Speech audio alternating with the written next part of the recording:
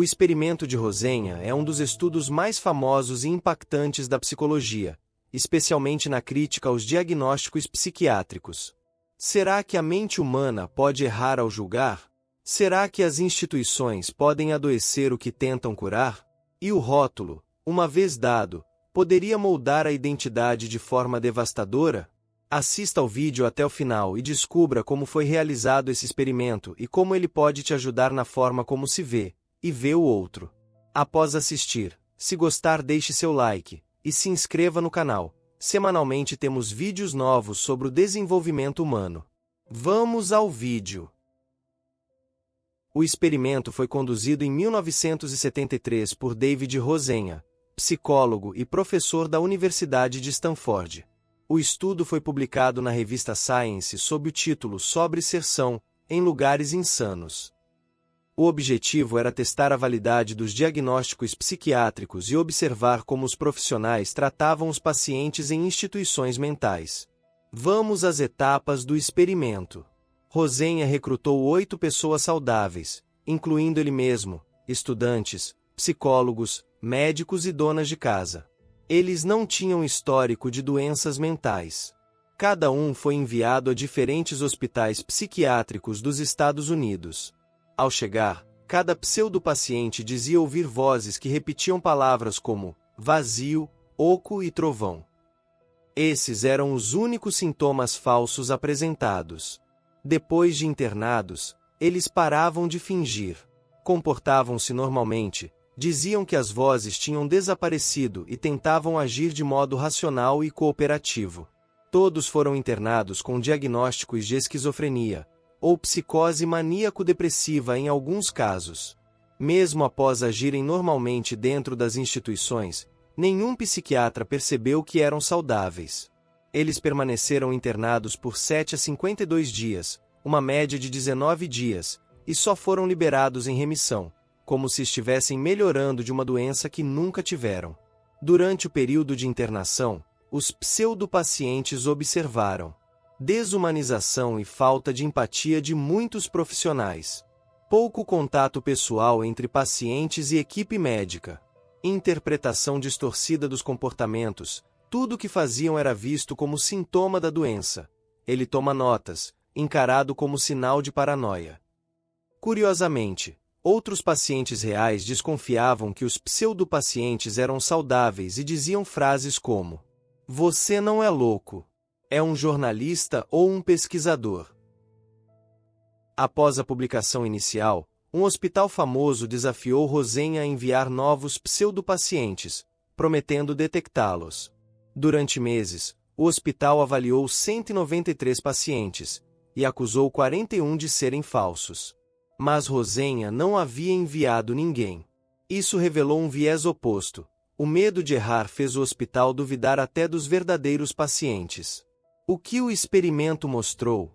Primeiro, a fragilidade dos diagnósticos psiquiátricos. Era difícil distinguir são de insano, apenas pela observação.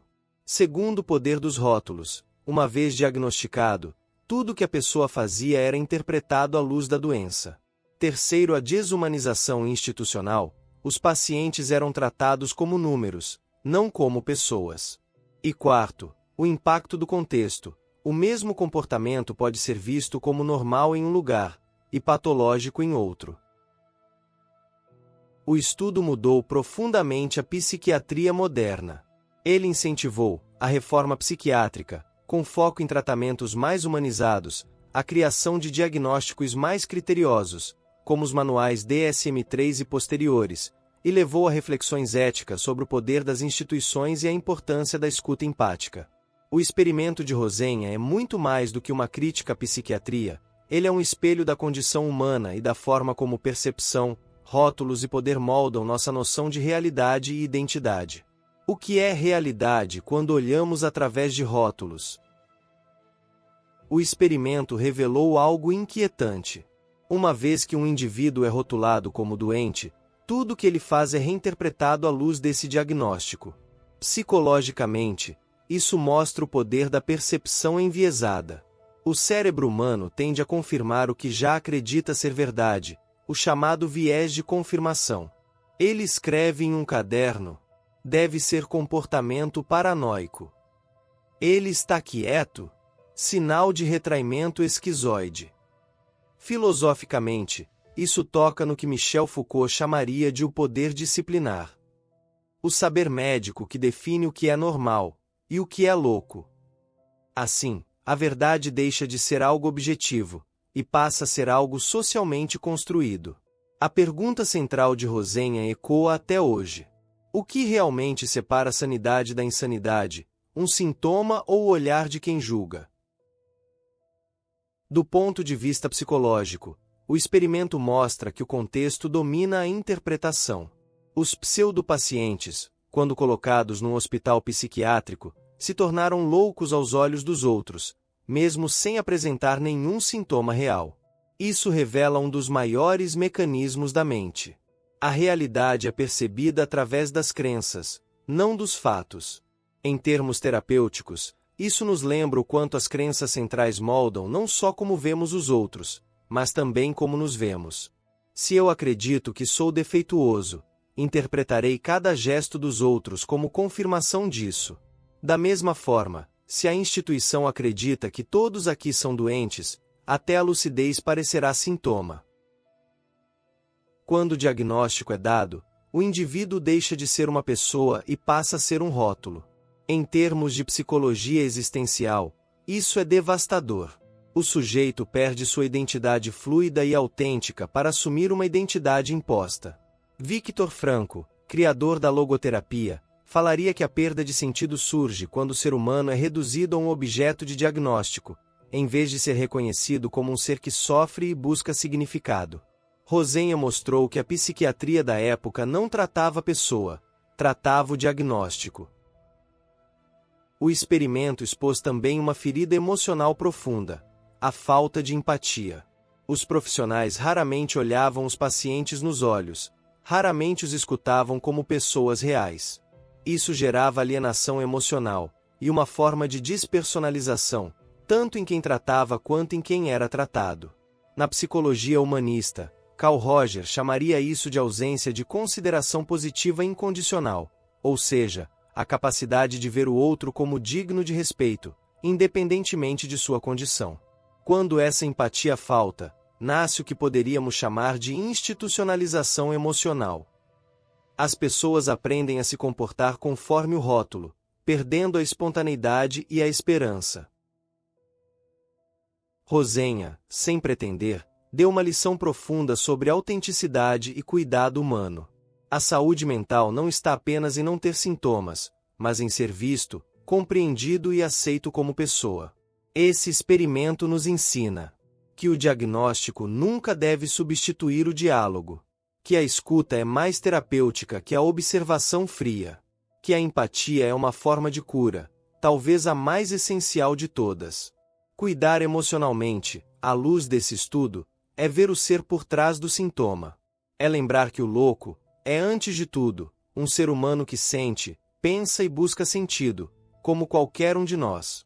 Entendemos de maneira filosófica a fronteira tênue entre lucidez e loucura.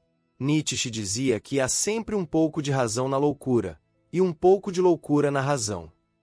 Rosenha mostrou que essa fronteira é fluida, e depende mais do olhar social do que de uma realidade absoluta.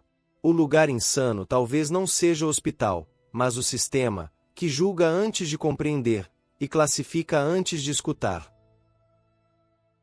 O experimento de Rosenha é, no fundo, um ensaio sobre o ser humano, sobre o quanto precisamos ser vistos além das aparências, sobre o quanto nossas crenças distorcem o real, e sobre como o cuidado emocional autêntico exige ver o outro sem rótulos. É uma lembrança de que, em muitos contextos, o verdadeiro ato de sanidade é continuar vendo a humanidade, onde os outros veem apenas diagnósticos. O que achou desse conteúdo? Fez sentido para você? Estamos muito felizes por ter assistido o vídeo. Seja um apoiador de nosso canal. Nos apoie deixando seu like, comentando o que achou e compartilhando com seus amigos e familiares. Lembre-se também de se inscrever no canal e ativar o sininho, É algo muito importante para nós. E fique à vontade em deixar sugestões para os próximos vídeos. Nosso e-mail e outras maneiras de apoiar o canal estão na descrição do vídeo. Muito obrigado por estar comigo até aqui.